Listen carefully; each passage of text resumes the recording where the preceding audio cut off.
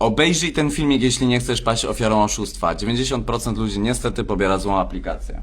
Patrzcie, po lewej stronie mamy Chicken Roada, tą niewłaściwą wersję, tą fejkową, a po prawej mamy oficjalną wersję. I patrzcie, co się dzieje.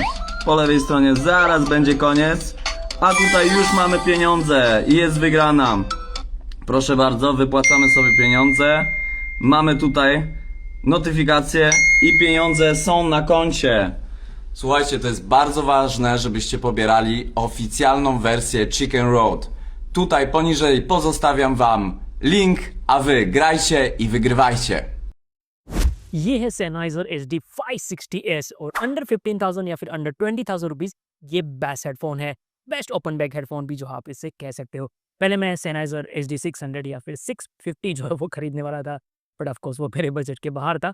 Plus उसके लिए मुझे जो है amp भी use करना पड़ता। Total budget almost जो है उसके बाद 30,000 रुपीज़ के आसपास जो मेरा पहुंच जाता, जो डेफिनेटली मेरे बजट के बाहर था। तो मुझे कम प्राइस में एक बहुत अच्छा ऑप्शन चाहिए था। देन सबको पता है कि लास्ट 5 ईयर से बेस्ट ऑप्शन है इस प्राइस रेंज में, वो है HD 560S। इस वीडियो में मैं आपको क्विकली एक्सप्लेन करूंगा कि ऐसी क्या खास बात है इस हेडफोन में जो ऑडियो फाइल या फिर कंटेंट क्रिएटर इवन गेमर्स की जो है ये पहली चॉइस होती है। एंड वाई मैंने HiFiMAN HE400, beyerdynamic DT 990 pro, AKG K702 या फिर ऑडियो टेक्निका M50X को जो है वो कंसीडर नहीं किया। So let's start. First let me explain कि Sennheiser HD 560S है क्या। तो ये एक ओपन बैक हेडफोन है, स्पेशली बनाया गया है ऑडियो फाइल को ध्यान में रखते हुए। मतलब उन लोगों के लिए जिनको म्यूजिक को सिर्फ सुनना नहीं है, म्यूजिक को फील भी करना है, उसे समझना है, जिनको म्यूजिक की हर डिटेल जो है वो जाननी है, सुननी है, हर रिकॉर्डिंग की क्वालिटी जज करनी है। वैसे तो स्टूडियो मॉनिटर जैसा ही साउंड ये देता है, बस हेडफोन फॉर्म फैक्टर में आप इसे कह सकते हो। अगर आपको एक्यूरेट साउंड चाहिए विदाउट एनी कलरिंग और आर्टिफिशियल बूस्ट, देन ये हेडफोन जो है उनके लिए है। ऑलमोस्ट सारे यूज़ के लिए जो है ये इससे बेस्ट मैं कहूँगा। इवन कॉम्पिटिटिव गेमिंग के लिए भी जो है ये ट्यूनिंग सबसे बेस्ट ही है। इसमें 38 mm के ड्राइवर्स हैं, वो 9 डिग्री एंगल पे माउंटेड है। इसका बेनिफिट मैं आपको आगे एक्सप्लेन करूंगा। 120 ohms इम्पीडेंस है इसके अंदर, सेंसिटिविटी 110 dB है, मीन्स फोन और लैपटॉप पे भी जो अच्छे से ये चल जाएगा। एम्पलीफायर की जरूरत आपको इसमें नहीं पड़ेगी, अगर है तो ऑफकोर्स अच्छी बात ही है। फ्रीक्वेंसी रिस्पॉन्स 6 हर्ट्ज से 38,000 हर्ट्ज तक इसके है, काफ़ी वाइड फ्रीक्वेंसी रेंज है, ऑलमोस्ट सब कुछ जो है वो कवर कर लेता है। Like most of the other personal headphone इसमें माइक्रोफोन नहीं है, जो काफ़ी लोगों के लिए ड्रॉबैक जो है ये हो सकता है, बट वो प्रॉब्लम अब जो है Sennheiser ने सॉल्व कर दी गई है। इसमें जो है एक एड ऑन बूम माइक्रोफोन जो है वो लॉन्च हो गया है। ये आप सेपरेटली भी खरीद सकते हो और साथ में कॉम्बो में भी जो है वो खरीद सकते हो। मैंने इसको जो है कॉम्बो ऑफर में खरीदा है। इसका रिव्यू भी जो है मैंने अपनी यूट्यूब चैनल और वेबसाइट दोनों पे अपलोड कर दिया है। क्वालिटी माइक्रोफोन की बहुत अच्छी है, इतनी अच्छी है कि इससे बेटर माइक्रोफोन आपको शायद ही किसी और हेडफोन में मिलेगा। एंड इसकी कॉस्ट भी बहुत ज़्यादा नहीं है, तो आप डेफिनेटली जो है इसको खरीद सकते हो। ये एड ऑन माइक्रोफोन डेफिनेटली इस हेडफोन को इसके कॉम्पिटिटर्स के मुकाबले बहुत ज़्यादा एडवांटेज जो वो ऑफर कर देता है। अब गेमर, स्ट्रीमर और जिनको ज़्यादा मीटिंग और इवेंट अटेंड करनी होती है, उनके लिए भी ये हेडफोन जो है बहुत अच्छी चॉइस बन जाएगा। फर्स्ट, इस हेडफोन की बिल्ड क्वालिटी भी एक रीज़न है कि मैंने जो है इसको सिलेक्ट किया है। वैसे लुक वाइज तो ये डिसेंट ही लगता है, उतना प्रीमियम नहीं लगता, क्योंकि ऑफकोर्स पूरा हेडफोन जो वो प्लास्टिक का है, but like other Sennheiser headphone एक सॉलिड प्लास्टिक बिल्ड है इसके अंदर, एंड ये ड्यूरेबल डेफिनेटली फील होता है। तो डोंट वरी, इसका साथ आपकी दोस्ती जो है काफ़ी लंबी चलेगी। मुझे Sennheiser की केबल क्वालिटी हमेशा से अच्छी लगती थी, इसमें भी केबल क्वालिटी अच्छी है। 1.5 metre long rubber coated cable है, काफ़ी हद तक जो है वो टेंगल फ्री है। एंड बाकी 5th जनरेशन सीरीज हेडफोन की तरह 2.5 mm कनेक्टर के साथ डिटेचेबल केबल है विथ ट्वाइस लॉक मैकेनिज्म, जो इंश्योर करता है कि यूज़ करते टाइम ये लूज नहीं होगा, जो अक्सर हेडफोन्स में हो जाता है। अगर केबल इनकेस खराब भी हो जाता है तो डिटेचेबल है, एंड Sennheiser खुद इसका रिप्लेसमेंट जो वो सेल करती है, वो भी अफोर्डेबल प्राइस पे, तो कोई प्रॉब्लम नहीं आएगी। एंड ये भी जो है एक सॉलिड रीज़न है कि मैं Sennheiser के हेडफोन को ज़्यादा प्रेफर करता हूँ। इस हेडफोन या फिर Sennheiser का कोई भी आप हेडफोन देख लो, उसके जो पार्ट्स होते हैं, बाहर के जो पार्ट्स होते हैं, केबल, एयरपैड्स, हेडसेट, कुशन वगैरह, वो सब कुछ जो है वो रिप्लेस हो सकता है।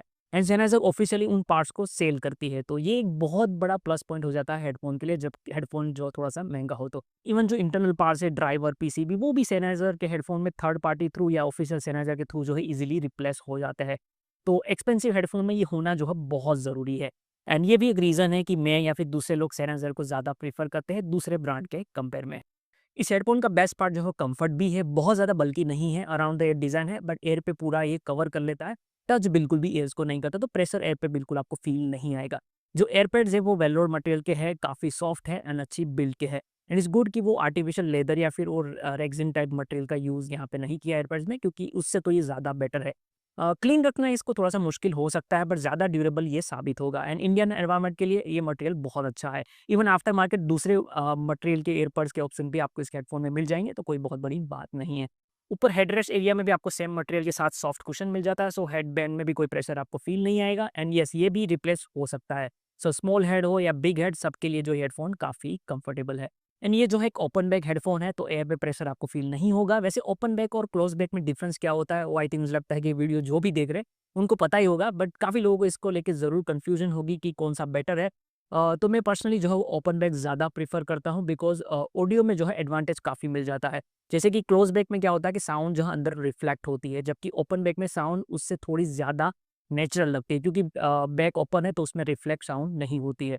दूसरा, ओपन बैक में ड्राइवर जो है फ्रीली मूव कर सकते हैं, तो एयर प्रेशर बिल जो अंदर होता है वो नहीं होता, तो बेस और ट्रबल एक्सटेंशन अच्छा हो जाता है। प्लस साउंड स्टेज वाइड हो जाता है, म्यूजिक लगता है अंदर से नहीं बाहर से आ रहा है, स्पीकर जैसा फील आपको जो आ जाता है।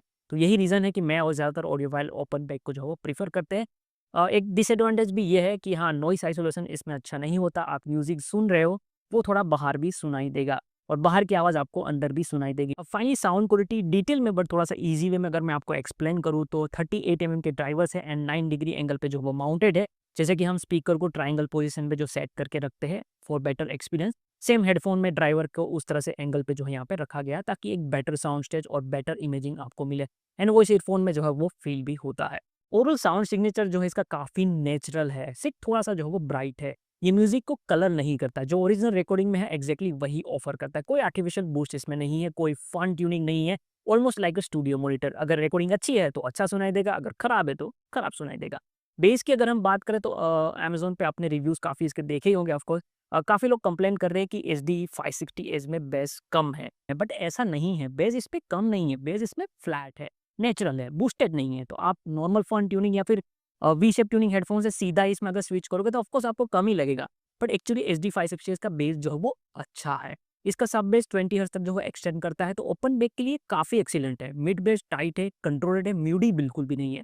बेस नोट में डिफरेंस इसमें क्लियरली पता चलता है। आपको एक ही टाइम पे ड्रम और बेस गिटार का अलग अलग जो है वो सुनाई देंगे, मिक्स नहीं होते हैं। बेस का टेक्सचर अच्छा है, क्लास लीडिंग तो नहीं कह सकते, बट प्राइस के हिसाब से जो है वो बहुत अच्छा है। अगर एक सिंपल वे में अगर मैं आपको कहूँ तो बेस फील कम होता है, फिजिकल इम्पैक्ट कम है, बट बेस सुनाई क्लियरली देता है। ऑडियो पाइल लिसनिंग के लिए जो है ये परफेक्ट बेस है। Mid I think H D 560 का सबसे स्ट्रॉन्गेस्ट पॉइंट है। लोअर मिड नेचुरल है, बेस से पूरी तरह सेपरेटेड है, कोई ब्लीडिंग इन दोनों में नहीं है। अपर मिड थोड़ा सा फॉरवर्डेड है, ज़्यादा नहीं, सिर्फ थोड़ा सा। इसके वजह से वोकल इसमें काफ़ी क्लियरली जो है वो सुनाई देते हैं। मेल एंड फीमेल दोनों वोकल जो है वो अच्छे लगते हैं इसमें। इंस्ट्रूमेंट नेचुरल लगते हैं, गिटार, पियानो, वायलिन अनकलर सुनाई देते हैं, पूरी तरह से जो है वो ट्रांसपेरेंट लगता है। अगर ट्रबल की बात करें तो एच डी 560 का ट्रबल एक्सटेंड काफ़ी 30 किलो हर्ट्ज तक जो है सैनाइजर क्लेम करते हैं कि जा रहा है, एंड प्रैक्टिकली ऐसा लगता भी है कि जा रहा है। ट्रबल बहुत डिटेल के साथ है, symbols and high head clearly जो है वो सुनाई देते हैं, एयर फ्रिक्वेंसीज प्रेजेंट है, और lower trouble around 6 to 8 kilo hertz थोड़ा सा जो है वहाँ पे एलिवेटेड हुआ लगता है, तो इसके वजह से क्लियरिटी इंक्रीज होती है, डिटेल भी काफ़ी बेटर तरीके से सुनाई देती है। मिक्सिंग यूज़ के लिए जो है ये काफ़ी अच्छा है, बट ये भी